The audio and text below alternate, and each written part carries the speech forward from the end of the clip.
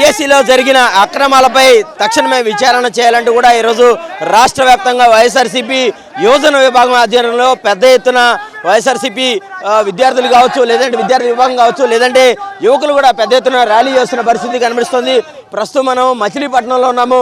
మనతో పాటు మాట్లాడేందుకు పేరుని గిట్టు ఉన్నారు. సార్ చెప్పండి, డిఎస్సి అక్రమాలపై వైఎస్ఆర్సీపీ పోరాటం చేస్తూనే ఉంది. రాష్ట్ర వ్యాప్తంగా అనేక నిరసనలు చేశారు, కానీ ప్రభుత్వం నుంచి కనీసం స్పందన రావట్లేదు. ఇప్పటికైనా సరే ప్రధానంగా ఏం డిమాండ్ చేస్తున్నారు? ఒకటే కోరుకుంటున్నామండి. ఇప్పుడు ఇంట్లో ఒక కుటుంబం ఉందంటే ఒక కుటుంబం అంతా ఒకే సిద్ధాంతంలో వెళ్ళొద్దు. వీళ్ళు కూడా కూటమిలో ఉన్నారు కాబట్టి ఎట్లా అయితే నీటిలో జరిగిన అవకతవకలు బాధ్యత తీసుకుంటూ కేంద్ర మంత్రి గారు రాజీనామా చేశారు, డిఎస్సిలో జరిగిన అవకతవకల్ని జగన్ గారు క్షుణ్ణంగా మీకు చూపించారు. దానికి బాధ్యత వహిస్తూ లోకేష్ గారు రాజీనామా చేయాలని మాత్రం మేము డిమాండ్ చేస్తున్నాం. అయితే మనతో పాటు మాట్లాడేందుకు వికాస్ ఉన్నారు. మీరు చెప్పండి, అవనగడ్డ ప్రాంతంలో డిఎస్సికి సంబంధించి అనేక మంది అభ్యర్థులు కూడా అక్కడ ఉంటుంటారు. ఇప్పుడు ప్రభుత్వం కనీసం స్పందించట్లేదు, అనేక మందికి ఇబ్బందులు కలిగింది, పార్టీ వారికి ఇచ్చుకుని ఏదైతే అర్హులకి ఇవ్వలేదు. ఎట్లా చూస్తారు దీన్ని? ఒక ప్రభుత్వ ఉద్యోగం వస్తుందంటే ఏళ్ల తరబడి కుటుంబం ఆర్థికంగా బాగున్నా బాగోకపోయినా ఉన్న డబ్బులన్నీ ఆ కోచింగ్కి దానికి ఖర్చు పెట్టి ఎంతో కష్టపడి చదువుకుని ఈ పరీక్షకి హాజరవుతారు. సరే, పరీక్ష మంచిగా రాయలేదు, ఉద్యోగం రాలేదనుకుంటే 4 రోజులు బాధపడతారు, ఇంకోసారి మళ్ళీ మంచిగా చదువుకుందాం అనుకుంటారు. కానీ మంచి ర్యాంకులు వచ్చి మంచి మార్కులు వచ్చి ఉద్యోగం వచ్చింది, మీకు ఉద్యోగానికి కరెక్ట్గా ఎక్కడ పోస్టింగ్ ఏంటో మేము చెప్తాం అన్న టైంలో నీకు ఉద్యోగం లేదని చెప్పడం, ఆ ప్లేస్లో ఏదో బ్రిడ్జ్ అని గ్రడ్జ్ అని పనికిమాలిన ఆటలు తీసుకొచ్చి వాళ్ళకి పోస్టింగ్లు ఇవ్వడం చాలా దారుణమైన విషయం. ప్రభుత్వం ఇంకా స్పందించట్లేదంటే సహజంగా ఎవడన్నా వినపడినోడు ఒకడు ఉన్నాడు అనుకో, కొంచెం పెద్దగా అరిచి చెప్తాం. అప్పటికే వినపట్లేదు అనుకో, ఇంకా పెద్దగా చెప్తాం. ఖచ్చితంగా రాబోయే కాలంలో మరొకసారి కూడా ఇట్లాగే పెద్ద ఎత్తున వైఎస్ఆర్ కాంగ్రెస్ పార్టీ పేద విద్యార్థులకి, అర్హులైన విద్యార్థులకి ఉద్యోగాలు వచ్చే వరకు, న్యాయం జరిగే వరకు ఖచ్చితంగా పోరాడుతూనే ఉంటుందని తెలియజేస్తా ఉన్నాం. సార్, ఇప్పుడు ఇప్పటికే అనేక సార్లు ఆధారాలతో సహా వైఎస్ఆర్సీపీ పార్టీ ఈ డిఎస్సి అక్రమాలను బయటపెట్టింది. నారా లోకేష్ కూడా మేము చర్చకు వస్తామని చెప్పి, కానీ ఇప్పటి వరకు కూడా చర్చకు రావడానికి భయపడుతున్నారు. ఎట్లా చూస్తారు? మీరు ఈ ప్రభుత్వం వచ్చిన దగ్గర నుంచి గమనించినట్లయితే ముఖ్యంగా ఈ డిఎస్సికి సంబంధించి మన అధినేత జగన్మోహన్ రెడ్డి గారు మీ మీడియా సమక్షంలోనే ఒక క్లియర్గా చూపించారు. ఏది ఏ విధంగా అంటే విత్ ప్రూఫ్ చూపించాడు ఆయన. మీరు చూసే ఉంటారు, వాట్సాప్ కాల్లో ఒక ఎవరైతే ఆ డిఎస్సికి సంబంధించిన ఒక వ్యక్తి, అంటే ఎలిజిబిలిటీ లేని వ్యక్తి డైరెక్ట్గా వాస్తవంగా అయితే కనుక మనం డిఎస్సి ఎలిజిబిలిటీ అవ్వాలంటే ఈవెన్ స్పోర్ట్స్ కోటా అయినా సరే, అంటే వీళ్ళు చేసినంత స్పోర్ట్స్ కోటానే కదా, ఆ స్పోర్ట్స్ కోటాలో ఖచ్చితంగా టెట్ కానీ డిఎస్సి కానీ క్వాలిఫై అయ్యి అప్పుడు వస్తుంది. కానీ ఇక్కడ దానికి భిన్నంగా మరి నోటిఫికేషన్ ఇచ్చినప్పుడేమో వితౌట్ అంటే టెట్ డిఎస్సి ఆ స్పోర్ట్స్ కోటాలో ఉన్నవాడికి ఇచ్చేస్తున్నామని చెప్పారు. న్యాయంగా స్పోర్ట్స్ కోటాలో సర్టిఫికేట్ ఏదైతే గోల్డ్ మెడల్ ఉన్నటువంటి వ్యక్తులకి ఎంతమందికి ఇచ్చారు? కానీ ఎప్పటికప్పుడు ఊరికే అంటే చౌకబారు విమర్శలు, అంటే చౌకబారు మాటలు అవన్నీ కూడా మేము సిద్ధంగా ఉన్నాం వస్తామని చెప్పేసి అని జగన్మోహన్ రెడ్డి గారు మీకు చూపించారు కదా ఆధారాలతో సహా. మరి మీరు ఎందుకని ఊరికే చౌకబారు విమర్శలు, చౌకబారు మాటలు మాట్లాడుతూ ఉన్నారు? మరి ఈవేళ గుడ్డిగా ఏ సంబంధం లేకుండా తీసుకొచ్చి వాడు ఎవరికైతే కావాల్సిన వాళ్ళకి ఇచ్చేసుకుని 15 లక్షల రూపాయలు మీరు చూశారు కదన్నా, 15 లక్షల రూపాయలు 20 లక్షల రూపాయలకి ఇచ్చేస్తూ ఉన్నారు.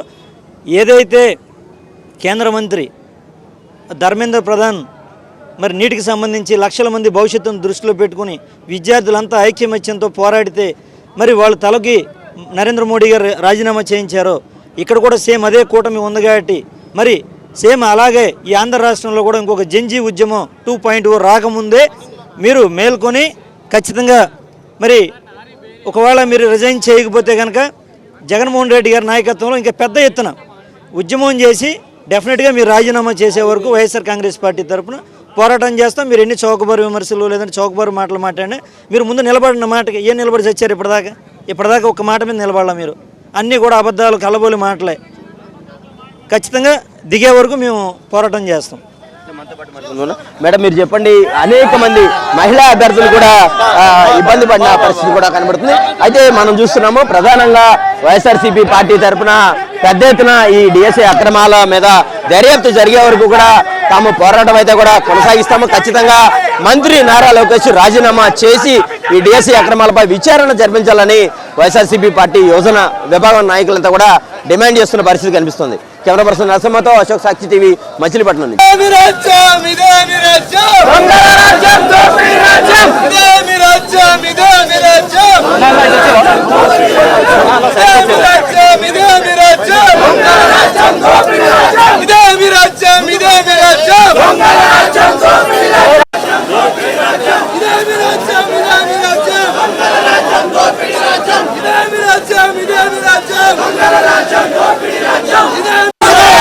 విద్యాశాఖ మంత్రి నారా లోకేష్, విద్యాశాఖ మంత్రి నారా లోకేష్, విద్యాశాఖ మంత్రి నారా లోకేష్, విద్యాశాఖ మంత్రి నారా లోకేష్.